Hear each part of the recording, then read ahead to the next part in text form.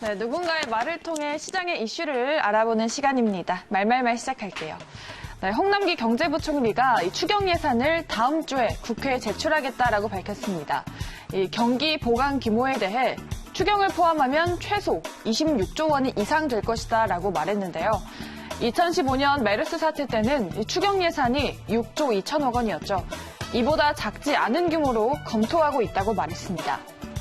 또 4개 분야 중심으로 이 추경안을 짠다고 하는데요. 먼저 감염병 관련 방역 분야, 그리고 중소기업 회복 지원, 민생 고용 안정 지원, 그리고 지역 경제 이렇게 4분야입니다.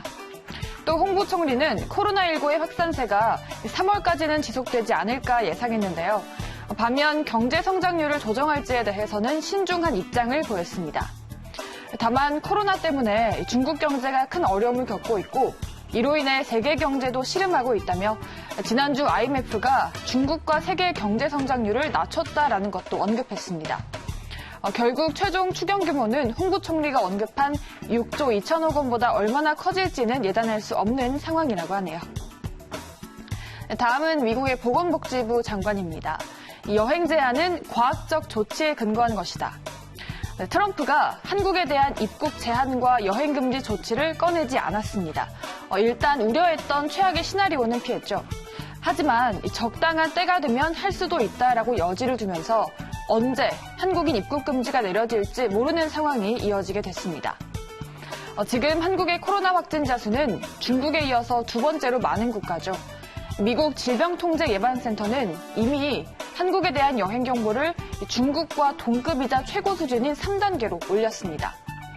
전쟁과 테러 납치가 아닌 이 코로나만을 이유로 3단계 이상 여행 경보를 발령한 나라는 중국에 이어서 한국이 유일합니다.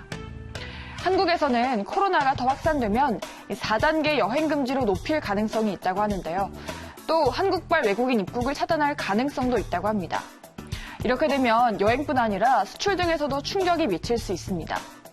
또 미국 항공사들은 이 여행 경보 격상에 맞춰서 한국행 항공편 운항을 축소하기 시작했다고 하네요. 네, 다음은 알렉스 웡 대북 특별대표입니다.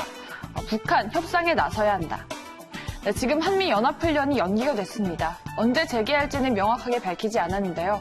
이런 가운데 북미 관계를 풀 기회가 될 수 있다라는 주장도 나오고 있습니다. 그동안 북한이 한미연합훈련에 노골적으로 불만을 드러내왔기 때문입니다. 작년 북한이 단거리 미사일 발사 등 무력 도발을 이어간 것도 한미연합훈련에 대한 반발이라고 볼 수 있죠. 마침 알렉스 웡 부대표는 북한의 실무협상 복귀를 거듭 촉구했습니다. 또 미국의 대선이 가까워질수록 북미의 만남이 어려워지죠.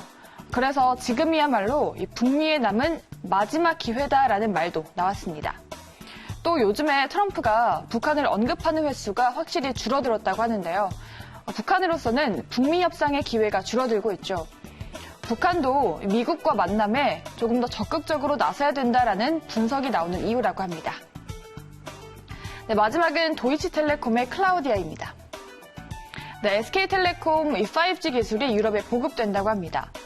SK텔레콤과 유럽 최대 통신사인 도이치텔레콤은 5G RF 중계기를 올해 2분기 중에 독일 주요 도시에 구축하고 고객 체험 서비스를 개시합니다. 5G RF 중계기는 실외 기지국의 전파를 받아서 빌딩과 터널, 지하 공간처럼 전파가 닿기 어려운 실내로 커버리지를 넓히는 핵심 장비라고 합니다.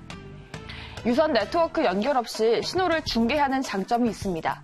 그래서 유선 네트워크 환경이 한국 대비 열악한 유럽에서 그동안 높은 관심을 보여왔죠. 이 RF 중계기는 작년부터 한국에 있는 주요 건물들에 설치되고 있습니다. 이 SK와 도이치텔레콤은 이 중계기를 유럽 환경에 맞게 업그레이드하고 있다고 하는데요. 이 도이치텔레콤은 한 달 전부터 개인과 기업 고객을 대상으로 참여자 모집을 시작했고 또 앞으로 양사는 고객 피드백과 데이터를 분석해서 독일 5G 네트워크의 중계기를 최적화한 뒤에 독일에서 상용화할 예정이라고 합니다. 네, 이렇게 오늘도 경제계 핫한 이슈 4가지 알아봤습니다. 지금까지 말말말 함께 하셨습니다.